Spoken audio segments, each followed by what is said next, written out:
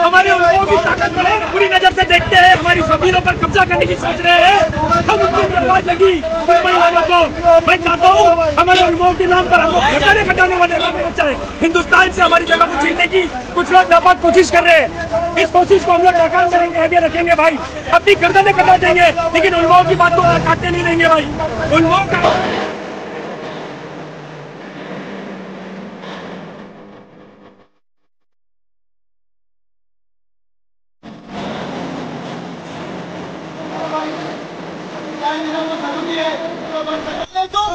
भाई ये जो हमारी वक्त की प्रॉपर्टी है वो किसी के बाप की जागीर नहीं है।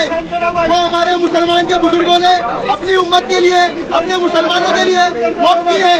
उस पर सरकार की गंदी नजर है। तो उस चीज की हिफाजत के लिए उनके खिलाफ हर एक मुसलमान को आगे आना होगा और अपनी राय को पेश करनी होगी। ये जमीन किसी के बाप की जागीर नहीं है। ये जमीन सिर्फ और सिर्फ मुसलमानों की मुसलमानों के लिए वक्त की गई।